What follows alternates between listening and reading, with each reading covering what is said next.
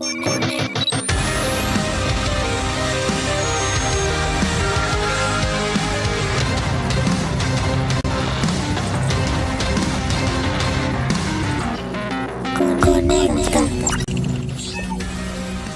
de esta forma comenzamos un nuevo capítulo de Conéctate. Durante esta jornada estaremos hablando de cambio climático. Recuerden, si ustedes quieren formar parte de nuestra conversación, utilicen el hashtag ConéctateTVU a través de las multiplataformas que tiene nuestro canal. Y ya nuestra entrevistada ya nos está acompañando para poder hablar de esta temática y también otras. Sabemos, estamos ya con 40 años de una mega sequía acá en nuestro país y queremos hablar de ello, pero también de algunas soluciones alternativas que pasan en el territorio nacional, no solamente la región del Biobío. Así que ya saludo de inmediato a Gladys Vidal, directora del CRIAM. ¿Cómo estás, Gladys? Muy bien, muchas gracias por la invitación. Gracias por acompañarnos entonces en esta nueva edición, en este nuevo capítulo, el sexto ya de Conéctate. Y también vamos a conectar por vía telemática con Marcelo Lepe, director nacional del Instituto Antártico Chileno, INACH. Marcelo, ¿cómo estás? Hola Javier, muy bien aquí, atento. Muchas gracias por acompañarnos. ¿Desde dónde te estamos ya viendo? Me están viendo desde Punta Arenas en este momento. Desde Punta Una hora Arenas. en el futuro. Gladys, ¿conoces Punta Arenas? No he estado en Punta Arenas, pero ahora que conocemos a Marcelo vía cierto Zoom, entonces quizás tenemos una invitación para ir para allá, ¿no? Ojalá entonces aprovechar con esa invitación. Claramente Punta Arenas nos ofrece unos paisajes y una diversidad hermosos, tremenda, que imagino también que Marcelo ha visto cómo ha ido cambiando a través de los años, pensando incluso en la Antártica, como este paisaje que hemos visto incluso en fotos, ya que no hemos tenido la oportunidad de ir, ojalá se dé con Marcelo, pero conocer un poco cómo ha ido cambiando Marcelo, cómo ha visto ese cambio climático en el sur de nuestro país. Bueno, increíble. Tengo una profundidad de tiempo desde el año 2002, o sea, son 21, casi 22 años que estoy yendo a la Antártica. La primera vez fui como estudiante de la UECONCE. Como biólogo fui en un proyecto científico. Es increíble que en estos 20 años hay lugares que son irreconocibles por cuánto ha retrocedido, por ejemplo, el margen de los glaciares, cómo se ha poblado de especies vegetales, pastos como la de Champsia antártica, Colobanthus quitense, que son plantas que crecen en la Antártica habitualmente, pero también plantas invasoras. Entonces, hoy día podríamos decir que el ecosistema antártico se encuentra en una condición muy vulnerable frente al cambio climático, al incremento de temperatura, y particularmente en esta última década y este último invierno, que ha sido el más cálido de la historia de registro instrumental de los últimos 70 años en la Antártica. Por supuesto que nos tiene bastante preocupados. Así es. Bueno, Gladys, antes de preguntarte también cómo lo has visto tú desde CRIAM, yendo un poquito más a lo cotidiano, por ejemplo, lo que ocurre en verano, que uno siempre tiende a vacacionar en diferentes zonas de nuestro país. Me imagino tal vez que algún lugar que hayas visitado hace, ejemplo, 10 años atrás, hoy está muy distinto. Claro, exactamente. Bueno, los mejores recuerdos que uno tiene es cuando va con la familia. Sí. Y yo recuerdo el lago Caburga, cuando fuimos, o Caburgua, como lo dicen algunos, ¿no? Cuando fuimos con mis padres, a lo mejor son más de 10 años, 20 años, 25 años, y uno puede ver el retroceso que ha tenido el lago en este periodo de tiempo, ¿no? Probablemente debido a que hay menos nieve, pero también probablemente a la extracción de agua subterránea, ¿no? Lo podemos ver en la ropa también en el verano. Estamos en abril, que antes abril era lluvias 1000, y ahora como nos vestimos, yo veo gente en las calles andan con polera todavía. Hasta con short. ¿Ves? Porque eso yo no sé, yo no puedo entenderlo, yo sí tengo frío, así que no puedo entenderlo. Gladys, imagino que, bueno, claramente eso es más que nada desde tu percepción, pero me imagino también las investigaciones que están realizando CRIAM claramente arrojan eso mismo, pero ya en porcentajes, en estadísticas, en planes también de acción para poder trabajar en esta mega sequía que está en nuestro país, si no me equivoco, hace más de 40 años. Exactamente, pero hemos visto mayor intensidad probablemente en los últimos 14, 15 años, ¿verdad? Con esta mega sequía que hemos tenido y que hemos visto la repercusión en pueblos rurales que no tienen agua, pero también la agricultura está sufriendo mucho, ya que estamos hablando del Centro de Recursos Hídricos para la Agricultura y la Minería, que evidentemente ahí hay una escasez grande y que hemos ido a agua subterránea. Bueno, ¿cómo está de alguna manera enfrentando este centro estos cambios que está produciendo el cambio climático? Precisamente buscando alternativas. ¿Cómo regar de otra manera, cierto? Donde a lo mejor ocupamos menos agua, pero tenemos la misma productividad, pero también es súper importante buscar formas de energía. El tema del agua está conectado con la tecnología y con la energía que usemos. Si podemos buscar energías que no imitan tanto a gases de efecto invernadero, estamos buscando una solución sostenible precisamente para poder resolver el problema del agua, por ejemplo, la agricultura. Son bastantes alternativas las que se pueden un poco analizar, incluso pensando en lo que pasa en el extranjero, en otros países, Gladys. Bueno, me quiero un poquitito con Marcelo, podemos ver incluso imágenes de lo que ocurre en el extremo sur de nuestro país. Marcelo, comentabas que tu primera vez que fuiste a la Antártica fue a través de la Universidad de Concepción. Si nos puedes contar un poco desde esa experiencia, tal vez acercarnos ese viaje a nosotras, que no hemos viajado, y también a los televidentes que tal vez no han tenido esa oportunidad. Sí, bueno, fue una tremenda aventura con la profesora Silvia Palma del Departamento de Ciencias de la Tierra. Preparamos un proyecto junto a Francisco Fernandoy, que hoy día también es un investigador antártico de la Universidad Andrés Bello. Fuimos los dos por primera vez a la Antártica, un lugar bastante remoto que se llama Cabo Chirref, en la isla Livingston, en las Shetland del Sur. Y bueno, estuvimos casi 40 días, al principio con muchos problemas de logística.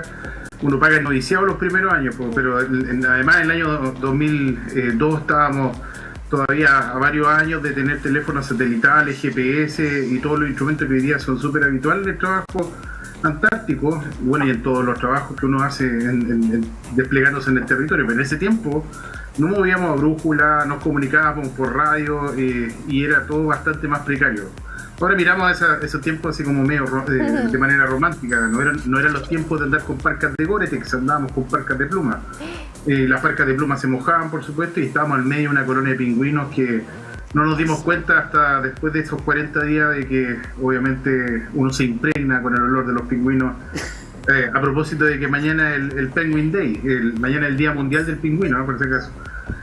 Así que bien interesante las primeras vivencias, y ahora que estoy en una posición directiva en el Instituto Antártico, por supuesto lo que estamos tratando de hacer es modernizar y profesionalizar, y en eso por supuesto la UDECONCE siempre ha sido un aliado clave, una de las 3 universidades más importantes en investigación antártica a nivel nacional e internacional. Tiene una repercusión importante el trabajo que se está haciendo, y los niveles de impacto de la ciencia antártica chilena han subido mucho en los últimos años. Así que muy contento de haber visto este tránsito desde esa época más amateur a esta época donde hay mucho más profesionalismo.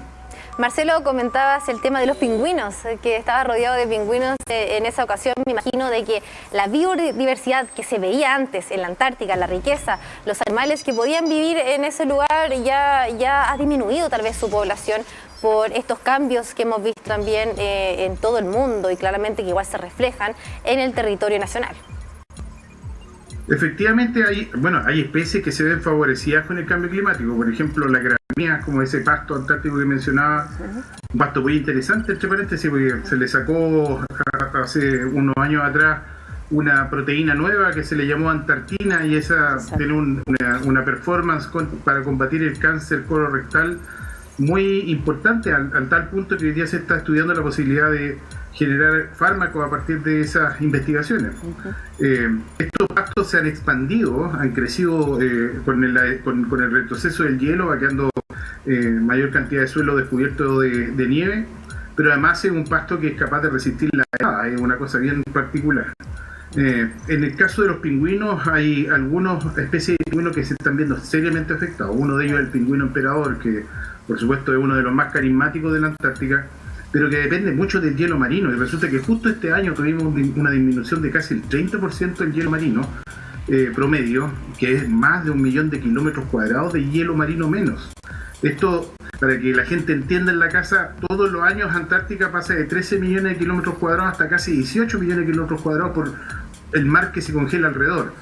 Y ese mar que se congela debajo tiene una gran cantidad de microalgas que alimentan al krill, y el krill es el alimento base de una gran cadena de vertebrados. Entre ellos están las ballenas, por supuesto están aves como los pingüinos y también muchas focas y lobos marinos. Por lo tanto, si colapsan la plataforma de hielo marino, colapsa parte importante entonces del ciclo de vida del krill y afecta la cantidad de animales que vamos a tener obviamente en las regiones más al norte de la península antártica. Algunas de ellas se están moviendo hacia el sur buscando las condiciones que antes encontraban más al norte. Entonces, es toda una dinámica la que estamos observando y podemos decir que por eso que es un mundo muy susceptible al cambio climático, y la imagen que teníamos de la época ya ajustó, esta que era un continente aislado, confinado, lejos de la influencia humana. Hoy día en realidad es un continente muy vulnerable que recibe microplásticos, que recibe el black carbon, el hollín, ¿no es cierto?, que precipita sobre la nieve y la oscurece. Y también, por supuesto, contaminante de todo el mundo. Es un continente que está hoy día y se entiende como mucho más vulnerable. Bastante preocupante lo que pasa en el territorio del sur. Gladys, conectando un poco más con la región del Biobío, con lo que pasa acá en la zona, ¿el panorama es similar? ¿Cómo está acá la zona? Sí, bueno, el cambio climático, cierto, es un efecto que lo tiene todo el planeta y nosotros también lo estamos viviendo en la región. Pero quisiera conectar con algo que justo él mencionaba de los pastos antárticos y un poco reflexionar sobre la adaptación al cambio climático, tener resiliencia a ella, adaptarnos. Él mencionaba justamente, decía, con estos pastos antárticos se encontró una proteína que podría curar un cáncer, ¿no? Entonces, lo que nos está entregando la naturaleza es cómo podemos entenderlo, estudiarlo, nos podemos adaptar a este cambio climático y buscar el beneficio. Sí. Precisamente nosotros en el Centro de Recursos Hídricos para la Agricultura y la Minería estamos haciendo estudios donde estamos mirando las plantas, cómo podemos buscar las propiedades de las plantas para disminuir inundaciones, disminuir contaminación, y hemos sacado libros que son soluciones basadas en la naturaleza, que no sé si se ve por ahí. Son basados en investigaciones que ustedes han realizado. Nosotros hemos realizado utilizando plantas y cómo estas plantas con distintas propiedades, ¿cierto? Nosotros podemos adaptarlo para descontaminar en algunos casos agua, y en otros lugares cómo nosotros podemos disminuir inundaciones o cómo podemos proteger humedales. Cuando él mencionó los pastos de la Antártica y las propiedades, cómo uno puede ser resiliente al cambio climático, y no solamente resiliencia, cómo se puede adaptar uno a ese cambio climático. El que está abajo también es otro de sus libros, ¿o no? Sí, este es otro de los libros de otro investigador, el profesor Jorge Roja, y es precisamente una relación con un profesor de Alemania, que lo que nos quiere indicar todo ese libro es cómo se pueden transformar las sociedades, cómo frente al cambio climático, ¿cierto? Vamos a tener que buscar espacio para que psicológicamente podamos ser resilientes a este cambio climático, y cómo esta sociedad va a tener que enfrentar estas transformaciones socioecológicas. Y no solamente es el cambio climático, sino también la pandemia. La pandemia también nos generó una mirada distinta que tiene que ver con el cambio climático, porque perdimos biodiversidad, como nos decían precisamente hace un rato atrás, y esa pérdida de biodiversidad quiere decir que vamos a estar más propensos a genes que están en la naturaleza más prístina, ¿no es cierto?, más nativa, y que llegan a nosotros y nosotros no tenemos los remedios para combatirla, que fue el COVID-19, ¿no? Que no sabíamos cómo enfrentarla primero, pero claramente avanzó bastante rápido la investigación de detectar las fuentes también de contagio. Parece que va a la página 200. Está marcada. Está marcada, importante eso para no perder la lectura. Importante el trabajo que me quiero quedar un poco acá, que ustedes realizan, porque con estos libros claramente que va a llegar a otras manos de otras personas, incluso de autoridades, para ya poder tomar algunas medidas al respecto y ya pensar en nuestro futuro, porque es tiempo ya de pensar en aquello.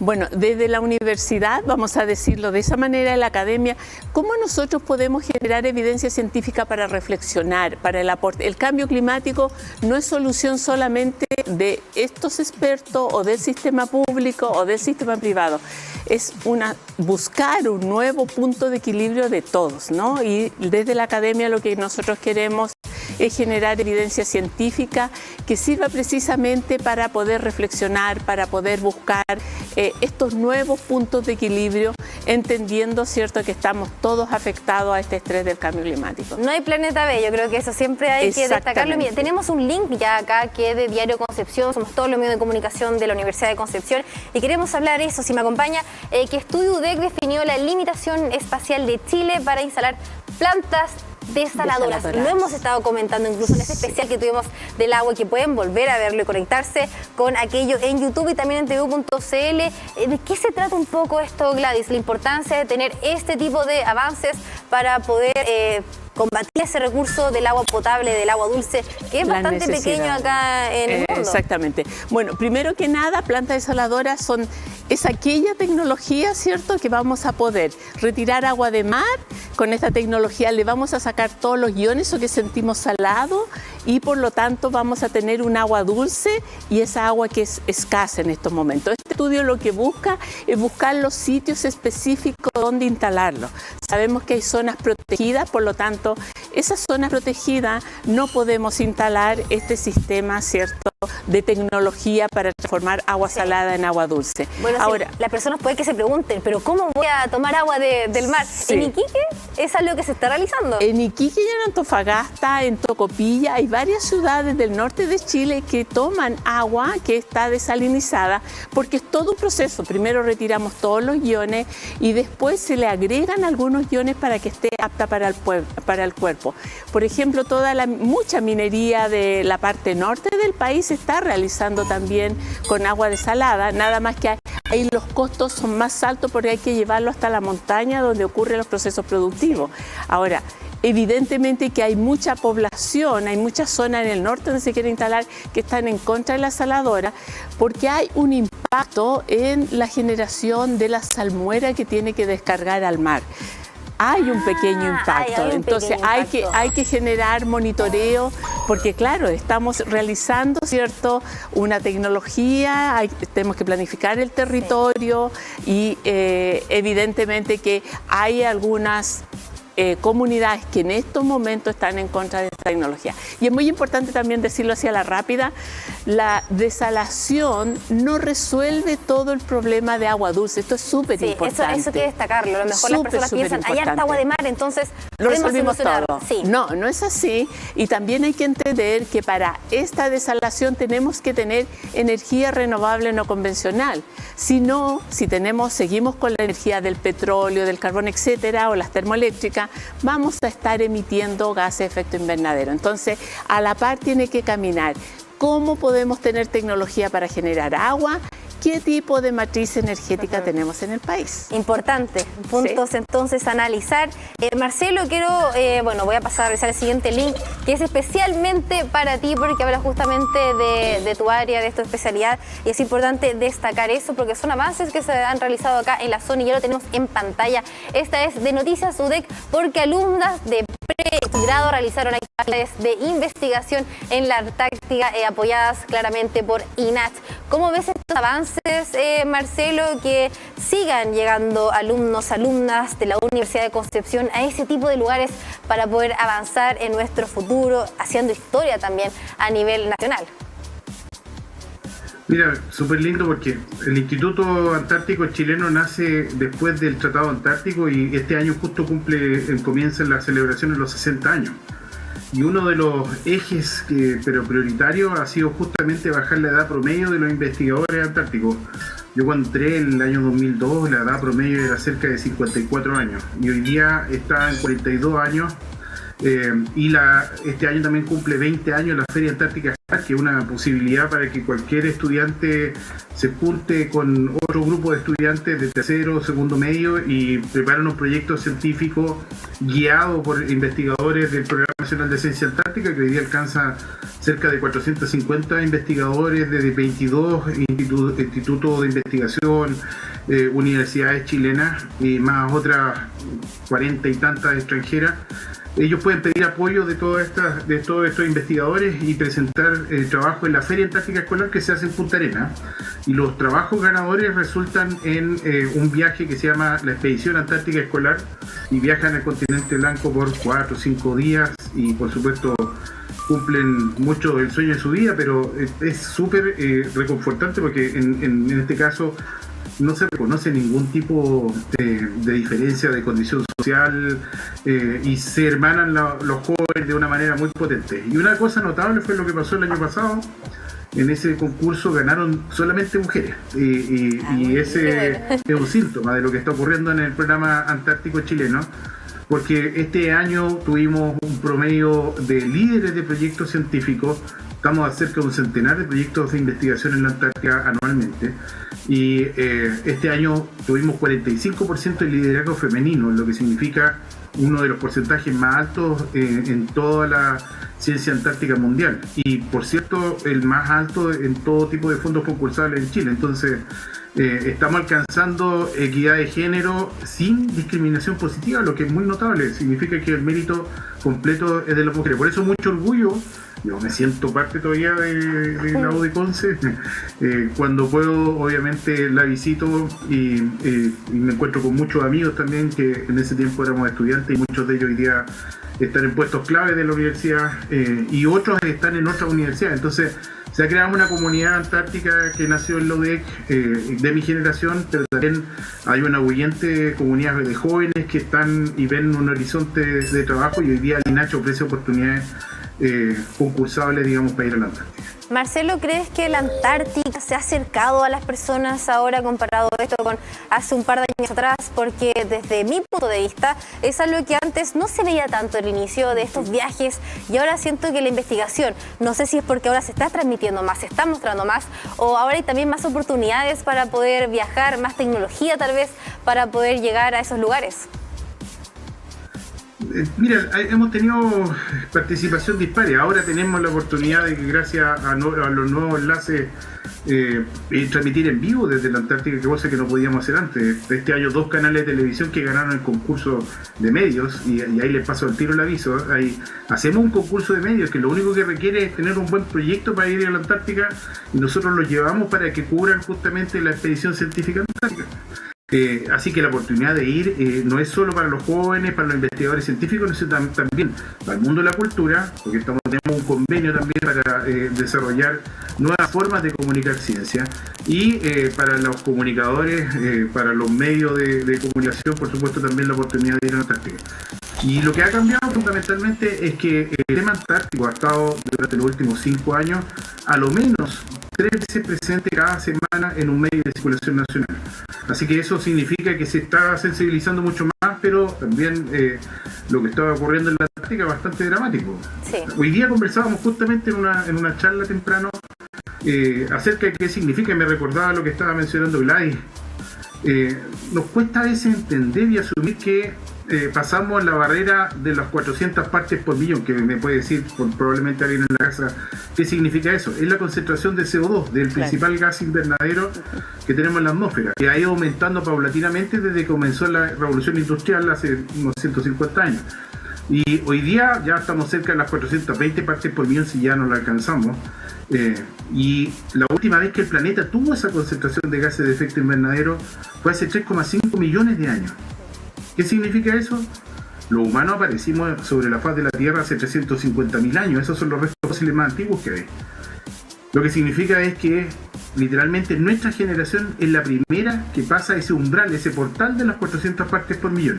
Literalmente el mundo que vamos a experimentar nosotros no lo ha vivido ningún otro humano antes. Ni nuestros abuelos, ni tatarabuelos, ni puedo repetir 1000 veces los tataras, no, ningún ser humano Homo sapiens ha vivido esta condición y por lo tanto todo lo que estamos viviendo de aquí en adelante es nuevo. ¿Qué va a pasar también con las nuevas generaciones? Sí, exactamente. Eso es algo que nos preguntamos, pero quiero que le pongan, antes de seguir con este tema, atención a la siguiente música. Quiero saber qué les trae, qué les transmite esta canción. Porque queremos conectar con el pasado y es por eso que tenemos este cambio de música y quiero que ustedes también conecten con nosotros con el pasado. Esta vez vamos a hablar un poco más, cambiando el tema, de lo que pasa con Coronel. antes de 2006 no existía este biotren que llegaba hasta esa comuna y queremos que juntos veamos la siguiente nota que habla más que nada de cómo se realizó este gran avance importante para poder conectar a lugares que son acá de la región del Biobío. Bueno, fíjese que por más de 2 horas, unos 50 habitantes de Coronel, presididos por su propio alcalde, René Carvajal, se tomaron la estación de biotren en el sector de Lomas Coloradas. La medida se adoptó en respuesta a los anuncios de la intendenta que daban por suspendida la ejecución del proyecto Biovías 2 hacia las comunas de la Cuenca del Carbón.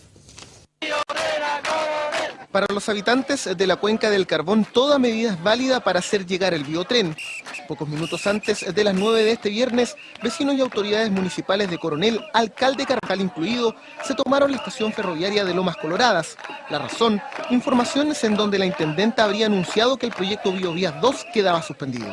Y es lamentable porque en realidad aquí hubo un compromiso del presidente Lagos ratificado en 2 oportunidades, ratificado después por la candidata a presidente en aquel entonces, Michelle Bachelet, en que entrega una propuesta a la octava región y en el punto 5 de su propuesta para la octava región señala que el Biovías 2 continúa en esa segunda etapa hasta Coronel específicamente. Significa un ahorro en tiempo y un ahorro en dinero que es muy significativo para las personas de la comuna de Coronel. Que el biotren tiene que llegar a Coronel también, porque a Coronel la zona que han mirado como el forro, la Bachelet.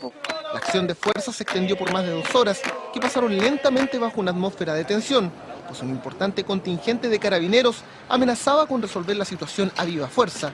Finalmente imperó la razón y tras unas llamadas providenciales el alcalde citó a la calma y la toma se disolvió en pocos minutos. La intendenta por su parte aseguró que el proyecto Biovías 2 y sobre todo la extensión del servicio de trenes urbanos no se encontrarían en peligro. Proyecto de Biovías 2, un proyecto comprometido por nuestra presidenta Michelle Bachelet, un proyecto que se va a ejecutar.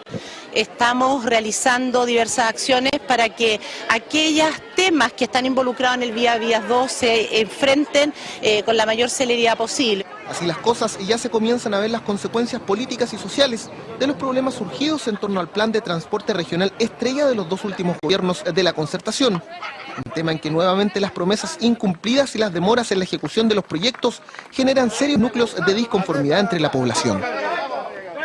Un saludo entonces para Jaime Aguayo y Pablo Becerra, quienes estuvieron entonces detrás de esa gran nota. Ahora ya para ir finalizando, quiero pedirle de una forma muy breve si nos pueden dar una pequeña conclusión de la conversación que tuvimos en este 6º capítulo de Conéctate, comenzando por Gladys.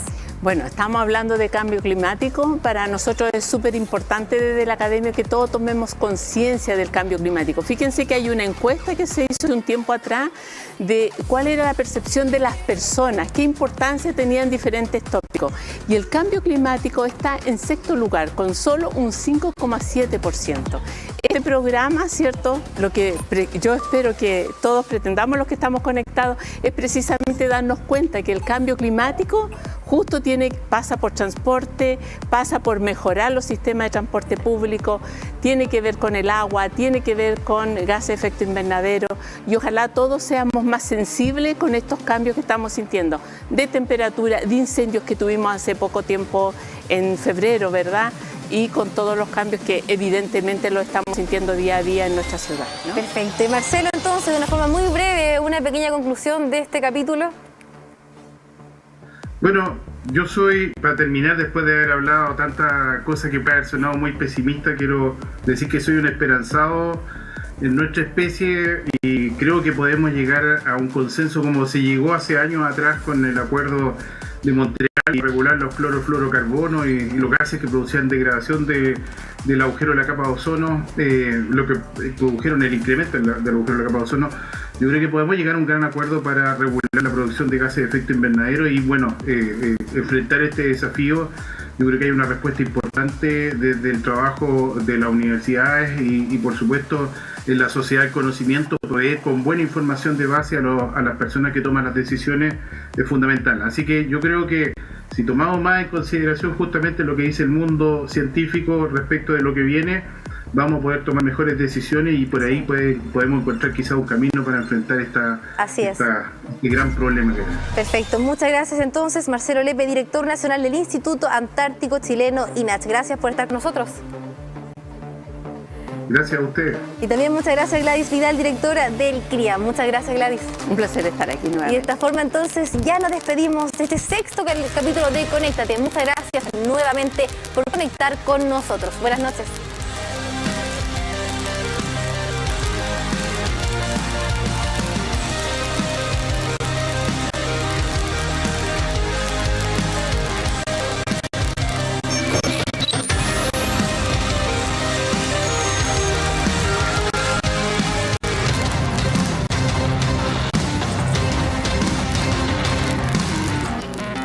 Conecta.